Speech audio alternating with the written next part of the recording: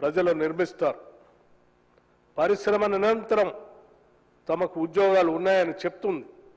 కానీ మన యువతకు ఆ ప్రత్యేక నైపుణ్యాలు లేవు. ఒక పత్రం ఒక సమూల మార్పుని ప్రతిపాదిస్తుంది. యంగ్ ఇండియా స్కిల్స్ విశ్వవిద్యాలయంలో మేము జర్మన్ డ్యూయల్ సిస్టమ్ ఆఫ్ అప్రెంటిస్షిప్ని అవలంబిస్తున్నాం. విద్యార్థులు తరగతి గదుల్లో కూర్చోవటం మాత్రమే కాదు, వారు 3 నుండి 4 రోజులు షాప్ ఫ్లోర్లో మరియు 1 నుండి 2 రోజులు తరగతి గదిలో గడుపుతారు. మేము డిగ్రీల నుండి కాంపిటెన్సీకి మారుతున్నాం. ఇంకా ఆరోగ్య ఖర్చుని జీఎస్టీపీలో 8% పెంచడానికి మేము కట్టుబడి ఉన్నాం. ఎందుకంటే అనారోగ్య శ్రామిక శక్తి 3 ట్రిలియన్ ఆర్థిక వ్యవస్థను నిర్మించదు.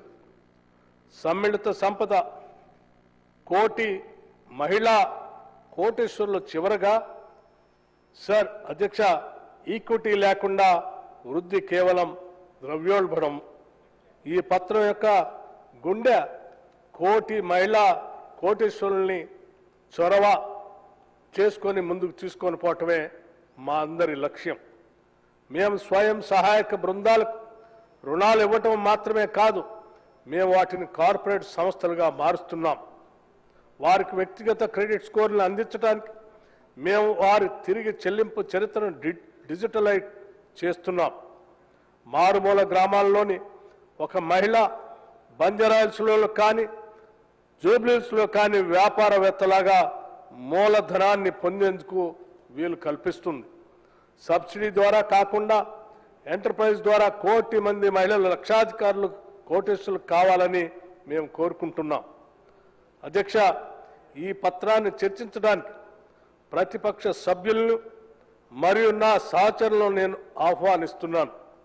దీనిని చదవండి, విశ్లేషించండి, చర్చించండి మరియు విలువైన సూచనలు కూడా ఇవ్వండి. నేను శిఖరాగ్ర సమావేశంలో చెప్పినట్లుగా ఇది ఒక స్థిరమైన ప్రభుత్వ ఉత్తర్వు కాదు, ఇది ఒక సజీవ వేదిక. 2014లో శ్రీమతి సోనియా గాంధీ గారి మార్గదర్శకత్వంలో మనం రాజకీయ తెలంగాణ కలను సాకారం చేసుకున్నాం.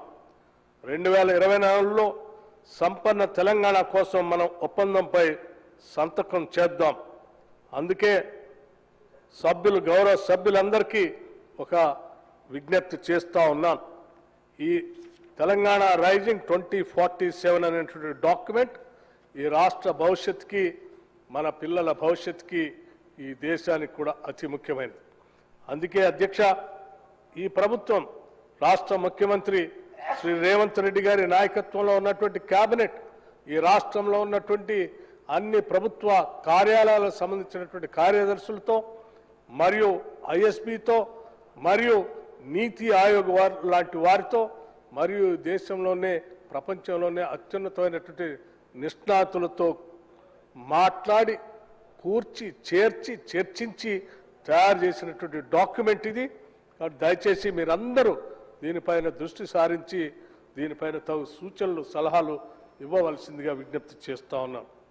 గౌరవ సభ్యులు, నేను చెప్పేది మాకిచ్చిన కాగితానికి చాలా తేడా ఉందని చెప్పారు. అధ్యక్ష, నేను మీకు ఇచ్చింది మొత్తం డాక్యుమెంట్ ఇచ్చాను. నేను కేవలం ఎయిమ్స్ అండ్ ఆబ్జెక్టివ్స్ మాత్రమే చదివి వినిపిస్తూ ఉన్నాను. దయచేసి మీ దగ్గర నా దగ్గర కంటే ఎక్కువ సమాచారం ఉంది. దయచేసి దాన్ని పూర్తిగా విశ్లేషించవలసిందిగా విజ్ఞప్తి చేస్తూ ఉన్నాను. అందరూ మాట్లాడిన తర్వాత తప్పనిసరిగా ఈ 2 అంశాలపైన తిరిగి మీ అందరి ప్రశ్నలకి సమాధానం ఇవ్వటానికి సిద్ధంగా ఉందని, ప్రభుత్వం సిద్ధంగా ఉందని తెలియజేస్తా ఉన్నాను. నమస్కారం, ధన్యవాదాలు.